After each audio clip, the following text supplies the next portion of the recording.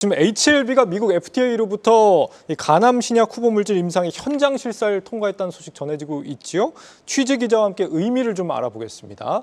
김수진 기자, 이번 BIMO 실사 통과 정확히 어떤 의미가 있는 건가요? 네, 오늘 HLB가 FDA의 BIMO 점검, 그러니까 바이오 리서치 모니터링 인스펙션에서 보완할 사항이 없다는 판정을 받았다고 밝혔습니다. BIMO는요, 임상시험 등에서 FDA가 실시하는 일종의 점검입니다. 올바른 절차에 따라 연구가 진행되는지, 신뢰할 수 있는 내용인지 등을 확인합니다.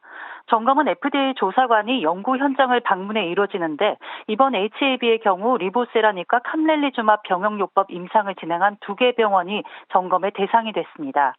조사관이 연구 데이터를 확인하고 담당자를 인터뷰하는 등의 방식으로 이루어지면 실사가 끝나면 3개의 상태 중 하나로 판정을 합니다.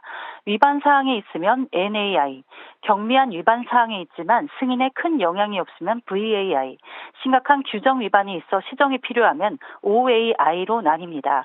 HLB는 이번에 NAI 판정을 받은 건데요. HLB 측에서는 신약 허가를 위한 중요한 마일스톤을 넘어섰다, 이렇게 이야기하고 있습니다. 그렇다면 이번 실사 통과로 FDA 승인, 허가가 이제 정말 눈앞으로 다가왔다 이렇게 보면 되는 건지 어떻습니까? 네, NAI 판정 자체가 신약 허가를 의미하는 것은 아닙니다. 지난 5월 FDA가 현재로서는 품목 허가 승인이 불가능하다라는 의미의 서신을 발행했을 때 캄렐리주맙의 일부 미비점으로 인해 병용요법으로서의 리보세라닙 승인을 보류, 여행 제한으로 BIMO 점검을 완료하지 못했다. 이런 2가지 내용이 있었습니다. 이번 NAI 판정으로 인한 통과는 지난번 완료하지 못했던 BIMO 점검이 문제없이 끝났다는 의미입니다. 항서제약의 캄렐리주맙 이슈가 넘어야 할 산으로 남은 셈인데요. 지난 5월 FDA가 지적했던 미비점이 캄렐리주맙 공장의 CMC의 보완이 필요하다는 내용이었습니다. 업계에서도 BIMO 점검 이슈보다는 CMC 이슈가 승인에 더 큰 변수가 될 것으로 보고 있는 만큼 조금 더 두고 봐야 할 것으로 보입니다.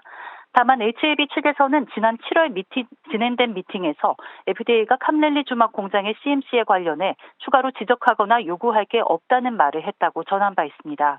HLB 관계자는 오늘 한국경제TV와의 통화에서 어느 정도 능선을 넘었다고 본다며 남은 CMC 평가는 기존 보완 요청 사항이 실제로 개선되었는지 보겠다는 의미로 보고 있어서 기한은 3월 20일이지만 이보다 빠르게 승인 여부가 결정될 것으로 기대한다고 말했습니다. 지금까지 보도국에서 한국경제TV 김수진입니다.